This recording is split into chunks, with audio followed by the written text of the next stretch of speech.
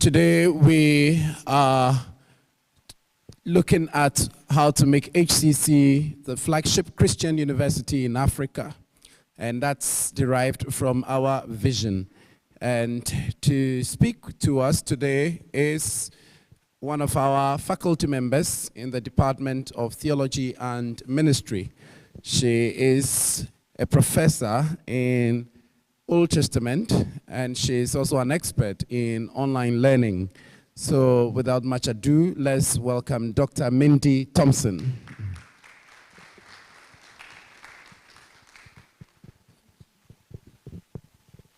Good morning. Woohoo-to-sing. I am stalling. So, there, thank you. Beautiful.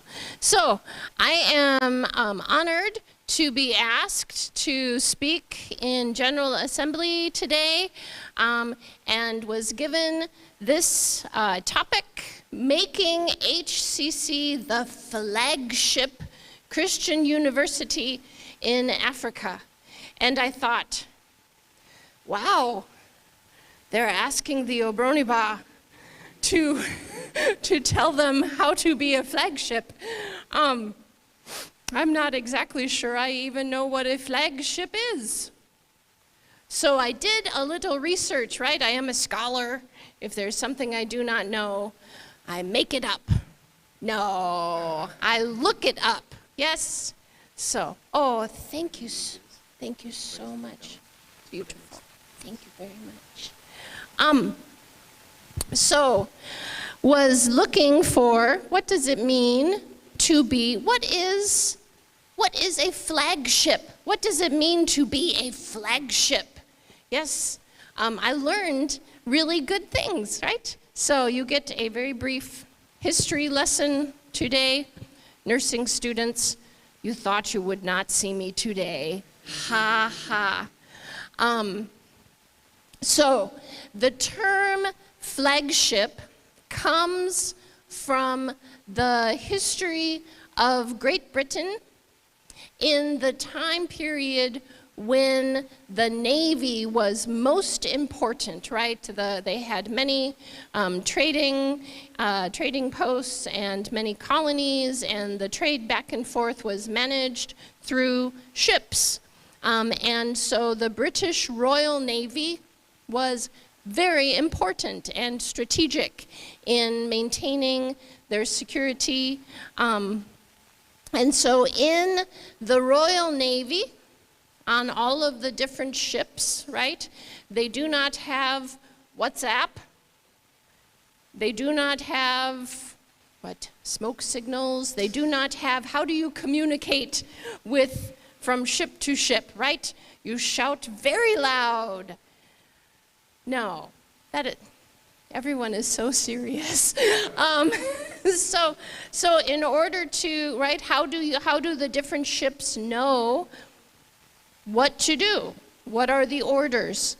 And so the head ship, the chief ship, the one that had the commanding officer, whoever the commanding officer was for that group of ships, that particular ship was called the flagship, right? The flagship. And so you see here in this lovely picture of an old time warship.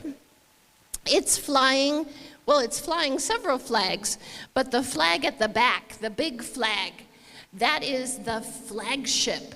That is the one where everyone who looks to the ship knows the commanding officer is here. The commanding officer is on this boat. And so they look to this ship for leadership, for instructions. What do we do next? Where are we going? What is the plan of attack? And so if you see in the picture, then there are smaller flags up on the masts, and that's how they communicated with each other. They had the signal flags, and every signal flag, the symbol means something different, and so they could communicate with one another with the different flags, okay? So I learned that this week as I was studying about flagships. And so today, the term flagship implies the one leading the way, right? The one in charge, the one who is considered the best. So if you are putting the commanding officer on a boat, it should be a good one, yes? It must be the best boat, the fastest boat, the best defended boat, because you do not want to lose your commanding officer. That would be bad. So that is how the term has come to be used when you say that something is a flagship. That implies they are the best. They are the one who is leading the way. So this is so my task then is to talk about how to make HCC the one who leads the way. Yes? This is what we're thinking about. So, do you know I have only been here 1 month? Okay? And so I do not know everything that I need to know about HCC. I am learning every day. I've been very impressed by the things that I have learned. And so I am giving some very small thoughts and ideas, some small suggestions, okay?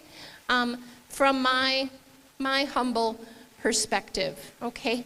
I am first and foremost a Bible teacher. That's my training. That's my first calling. And so I want to share some thoughts, some ideas with you about what it would look like or what is needed in order for HCC to be the leader, right? The one who is leading the way, the one to whom others look for guidance and for signals, okay? So, first of all, seems to me flagships know where they are going, right? The commanding officer is the one who has the orders. The commanding officer is the one who knows what the plan is. And so the flagship knows where they are going. And so others can follow them. So, HCCs, where are we going, right? How do you know where HCC is going? Do you know where HCC is going? That's a good question, right? And so I find it I'd also spent a good bit of time on HCC's website. So, HCC's vision, can you read it with me? To become the flagship, that was great. To become the flagship Christian university in Africa for the purpose of advancing the kingdom of Christ and national development. That's a great map. Those are good plans, yes? Where are we going? We are going Christian, yes? We are going in Africa. We are advancing the kingdom of Christ, and we are advancing national development, okay? So if you are trying to determine where HCC is going, those are the points on the map, right? That's what you put in, what Google Maps, do you use Google Maps? That's what you put in and say, here's where we want to go, right? Being a flagship implies that you know where you're going. This is where HCC is going. Next, a flagship not only knows where they are going, but the expectation is that a flagship knows how to get there, right? We are going in this direction because that is the goal, yes? And so how does HCC know which way, which direction they should be going? I found this as well. I found HCCs Mission on their website. Can we read it together, please? HCC's Mission. HCC provides education that cultivates conviction, character, communitivity, compassion, and community to serve God and neighbor. Sound familiar? This one we know a little better, perhaps, yes? So as a flagship, we know where we are going and we know how to get there. This is how we get there. This is how we achieve the vision of the school, is by being sent with this mission. And so how do we know when we have arrived? Do we model these things? Some of you heard the speaker on Sunday in the university church. He was sharing that some other schools that he knows, their motto or their mission is this certain thing, and then he sees their students or their graduates and he thinks, did they really go to that school? Because they do not look like their mission. How will we know if we have achieved, if we have arrived where we are going? Do our students look like this? Yes? No pressure, dear students. So flagships know where they are going. Flagships know how to get there. Flagships know when they have arrived. Okay, are we there yet? Is that a question you ask? Right? Are we there yet? Have we arrived yet? So how do we know when we are here, when we have arrived? That as well. HCC's outcomes, it's on the website, yes? So please, can we read this together? Entrepreneurship, philanthropy, ethics, global exposure, and competence. Wow, wow. Do you practice entrepreneurship? Do you practice philanthropy? That's a harder one for students sometimes. It's not about the amount, right? It's not about the amount. It's about the discipline of giving. Are you known as ethical people? Have you been exposed to the world? In good ways, hopefully in good ways. And are you competent? We have exams for that. All right.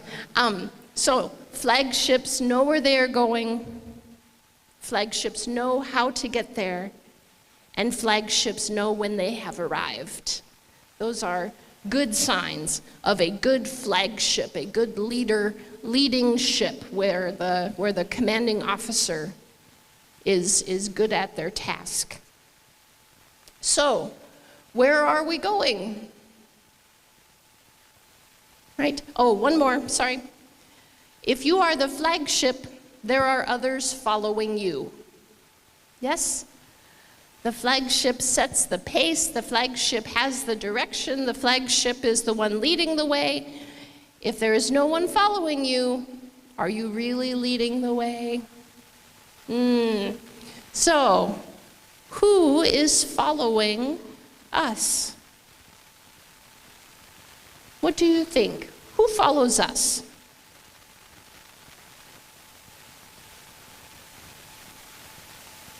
Why would we follow HCC? Do you know when I first typed in follow, these were the images that I found, right? Today when we talk about following someone, they think we mean social media, right? Follow me on Instagram. Okay, does HCC have an Instagram page? Oh, well, I am behind the times, I apologize. So, why should someone follow HCC, right? I love this other sign. I will put that on my door. Don't follow me. I'm lost too. Right? I don't know where I am going. Right? So who is following us, and why would they do that? Why would someone want to follow HCC? And I don't mean on Instagram, right? Why would they want to follow us? So when I was searching for follow, what I really wanted was follow me. Follow me. That is the invitation that Jesus gives to everyone he encounters. Follow me. And the Apostle Paul turns this then into encouragement in his epistles. Imitate me as I imitate Christ, right? Paul does not say, imitate me because I am a wonderful person. Imitate me because I am successful at life.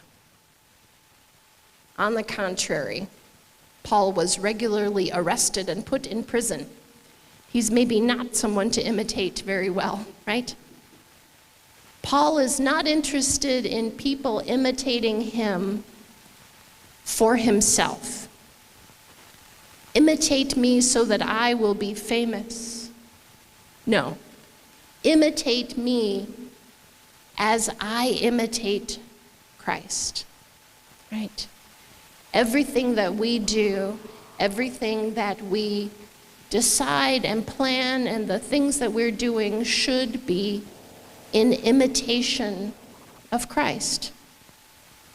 The ways that Christ interacted with people, the ways that Christ cared about the world, the ways that Christ was willing to be sacrificial of himself for the sake of others. I am especially grateful for that one.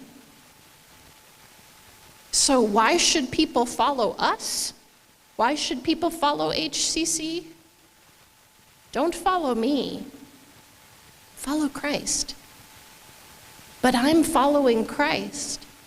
So if you want to know what it looks like to be a follower of Christ, come along with me, right? Imitate HCC as HCC imitates Christ, right? The things that HCC does that look like Jesus, imitate that. The things that HCC sometimes does which do not look like Jesus, because we are human, right? We don't know everything. Don't imitate that. Imitate the things that look like Christ. So that's our challenge, more and more, to be looking like Jesus, to be looking like the Master, right? Who is the commanding officer for us?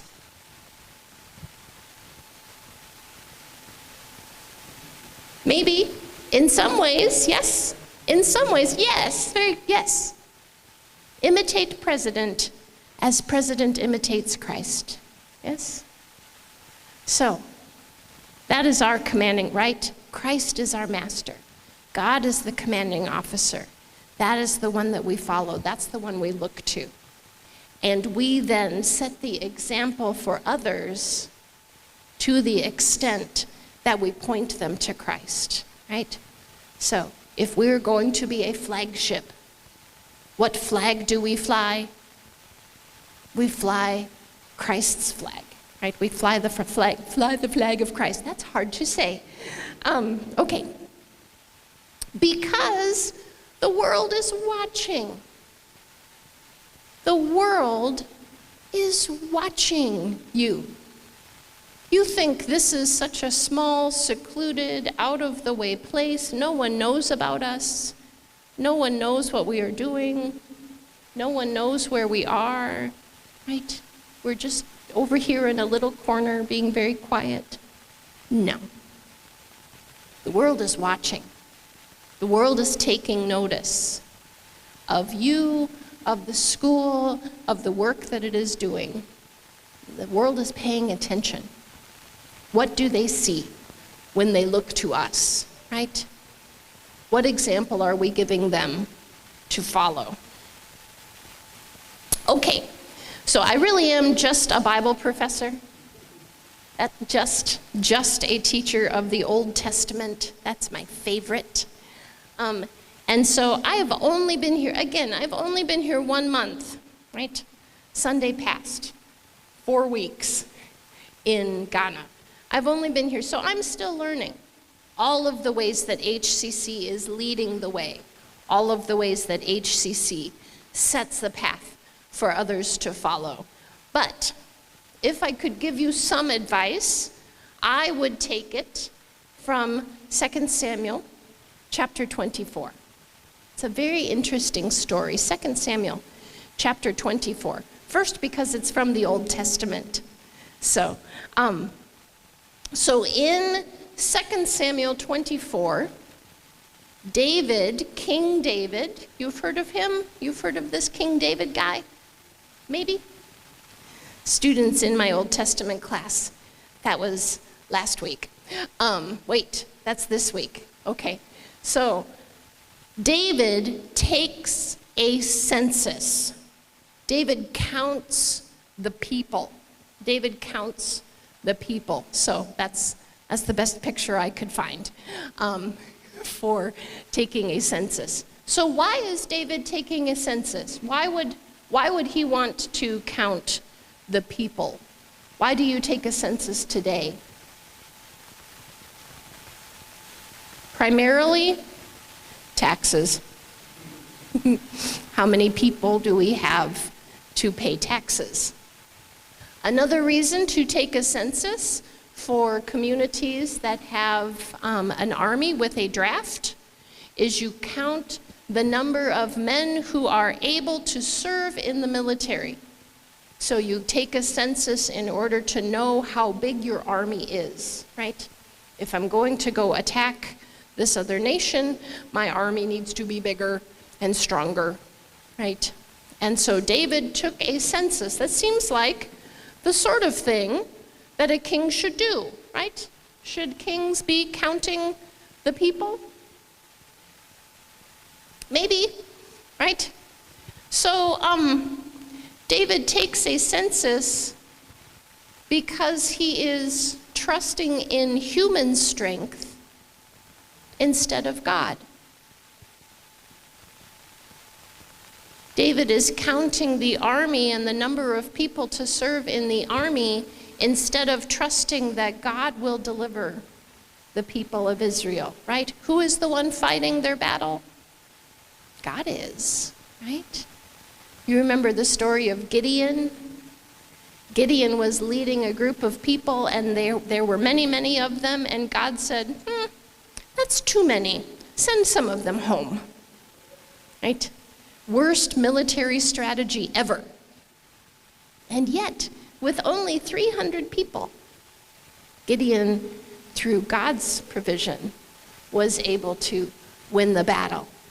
So David is counting the people because he is trusting in human strength instead of trusting in God.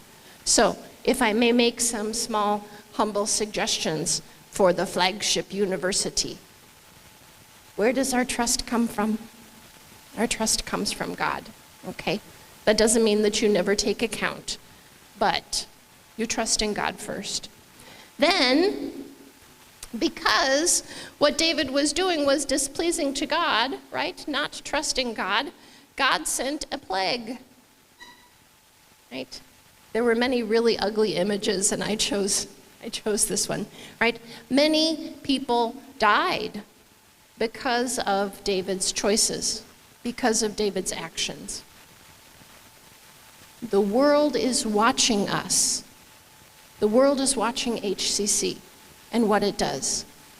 And our decisions, the ways that we choose to do things, have an impact beyond just us. God forbid that something we choose to do or something that we decide is important would be a thing that creates hardship for others, would be a thing that would harm people instead of helping them. So David takes a census, and God sends a plague. People are dying.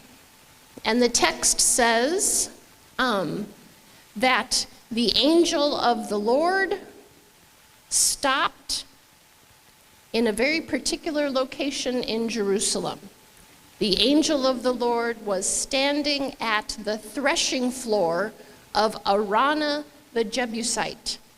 Jebusite means a person who lives in Jerusalem. So the angel of the Lord was, I don't really think that the angel of the Lord looked like that, but use your imagination, okay? So the angel of the Lord is standing at the threshing floor that belongs to a man named Araunah. Araunah's threshing floor.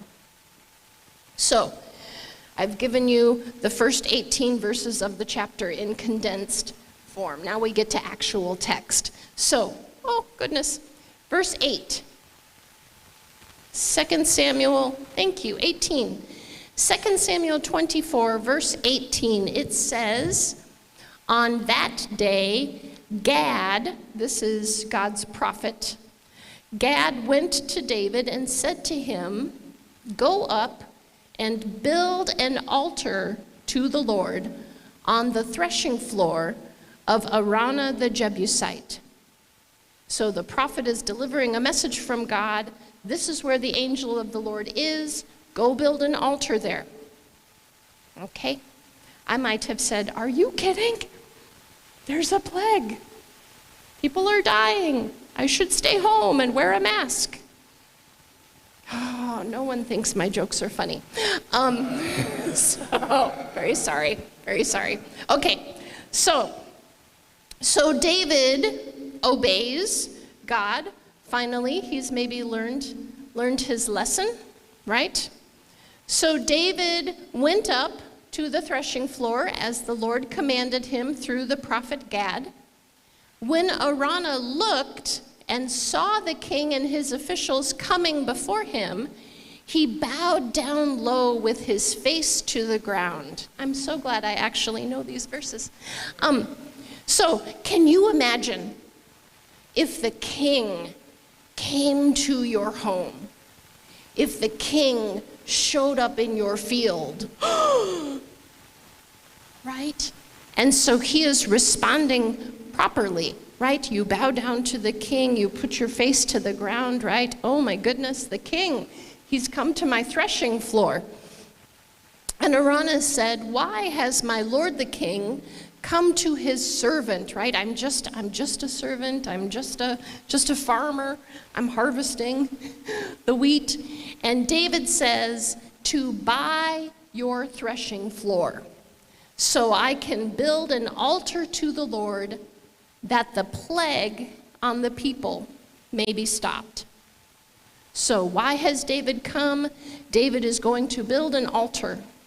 But this location, this threshing floor, it belongs to Araunah. And so David says, please, I need to buy your threshing floor so that I can build an altar here. He needs a place to make a sacrifice to God so that the plague will stop. So he tells Araunah, please, I wish to buy your threshing floor. And Araunah says, let my lord the king take whatever he wishes and offer it up. Here are oxen for the burnt offering, and here are the threshing sledges and the ox yokes for the wood. Oh, your majesty, Araunah gives all of this to the king. And Araunah said to him, may the Lord your God accept you. So Araunah is right in the presence of the king, and the king has said, please, I wish to buy your threshing floor. And Araunah says, you are the king, you may have my threshing. Oh, king, please, right? How often do you have the opportunity to give a gift to the king? And so Araunah says, oh, please, we're we're threshing the harvest, so here are the oxen who are doing the work, dragging the sledges, and here are the wooden yokes. So here's everything you need to make a sacrifice, right? You can sacrifice the oxen. Take my oxen. You can use the wood of the yokes for the making the offering, the wood for burning. Please take these things. I'm giving these things to the king. Araunah is being very generous. Yes? This is a good thing. This is nice that Araunah is giving all of these things. May the Lord your God accept you. Araunah would probably also like the plague to stop. It's not a good thing to have the angel of the Lord waiting at your threshing floor. It's bad for business. Okay, I'll stop telling jokes. So, the king, this verse, the king replied to Araunah, no, I insist on paying for it. I will not sacrifice to the Lord my God burnt offerings that cost me nothing. David says, if it's really a sacrifice, it should cost something. And even though Araunah is offering to give these things for free to the king, David says, no, I insist on paying you for it, because it's not an offering if it doesn't cost something. This story has haunted me most of my adult life. What am I giving to God? What does it cost me? Am I simply giving to God the things that do not cost me anything? Am I just passing along to God the things that are free? That's a challenge in my life, to make sure that the things that I'm giving to God are my best. The things that I'm giving to God are the things that really cost me, the things that I must sacrifice for God. I might challenge you in the same way. What is it that you are giving to God? How much does it cost you? And I don't just mean money. That's part of it, okay? That's part of it. What are you sacrificing in terms of your time? What are you sacrificing to God in terms of your commitments or your relationships or the ways that you would like to pursue your life as opposed to the ways that God has called you to pursue your life? Are you sacrificing to God things that cost nothing? If I could make a humble suggestion to HCC about being the flagship Christian university in Africa, don't sacrifice to God things that don't cost you anything. Make sure that what you are working toward, what you are sacrificing, it costs something, right? We count the cost. God expects your best, always, because it belongs to God anyway. Yes? You think you are sacrificing so much to God. It's all His. It is all His. Okay, coming to the end. So, here's a very interesting bit of information that may or may not appear on the Old Testament final exam. You're welcome. So it is not, actually. It's okay. The site of the temple. So, this is King David. Who builds the temple? Nursing students, who builds the temple? Oh. David's son, you've heard of him, Solomon, King Solomon, right? So when, they didn't think they were having class this week.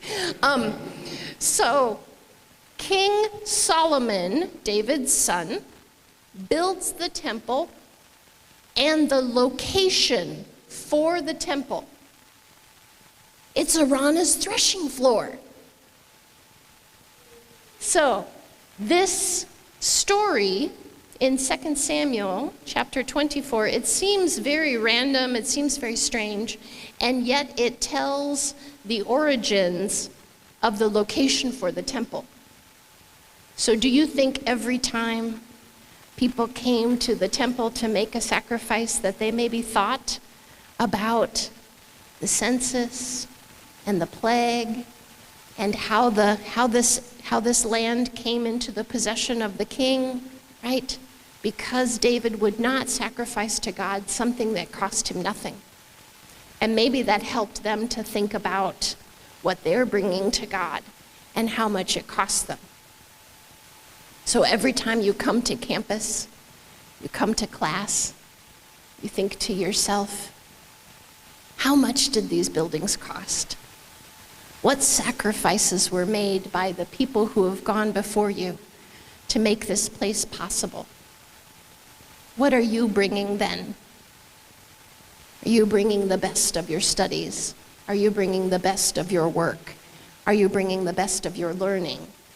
Faculty, are you bringing the best of what you have to share with students? Are the sacrifices that you're making to God something that costs you nothing? Okay, one more, I promise. Just one, really, maybe, there. Oh, so the threshing floor, right, is the foundation for the temple. So make sure you start with a strong one. I forgot that point. Promise. No one can lay any other foundation other than the one that Christ has laid. Yes, this is what Paul tells us. Sorry, I forgot that point. Now, so who is the commanding officer in the British Royal Navy? Some of you are Navy buffs, right? Who is the commanding officer? What is their title? Admiral. Admiral, right? So the chief commanding officer in the British Royal Army is called the Admiral. And the word we get from admiral is admire. They have the same, I'm a language junkie, right? So with the same word, admiral, the highest commander, we get the word admire because the admiral is the one you look to, right? Someone or something that you admire, that's what you look to, right? The highest one. So what is there that is admirable about HCC? How does HCC host the admiral, right? The chief commanding officer. So Paul says in Philippians chapter 4, finally, brothers and sisters, whatever is true, whatever is noble, whatever is right, whatever is pure, whatever is lovely, whatever is admirable, if anything is excellent or praiseworthy, think about these things, right? Paul gives us good encouragement as well about being a flagship. You center your thoughts, you center your priorities on these things. Whatever is admirable, right? Because if we are pursuing the things that are admirable in our lives, others can admire what we are doing and look to us for leadership.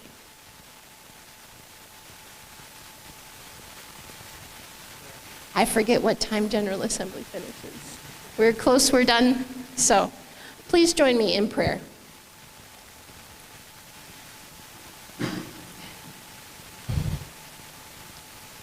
Lord God, from the very beginnings of this school, you saw what it would be. God, you gave this vision to others, to leaders who have gone before us, and you have worked faithfully and consistently to guide and to shape and to build this school into what it is today. And yet we know that you are not finished with us, that you have great plans for our future. God, help us to always be looking to you, the author and perfecter of our faith. Help us to imitate you so that others may imitate us. God, make this school not only a flagship, give it a strong foundation to continue building your kingdom. God, give us grace and courage. Help the offerings we bring to you to be things that are costly, because we know that you have given so much to us. God, bless the students who are studying here. Bless the faculty who teach them. Bless the administrators and staff who make this place possible. God, help everything we do to give you glory. And pray these things in the name of your Son, Jesus. Amen.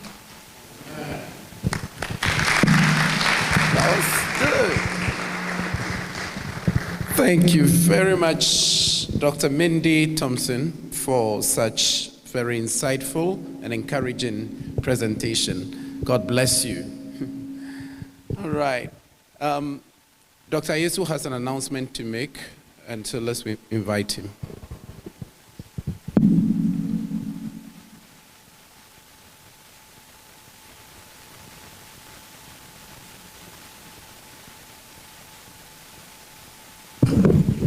Good morning.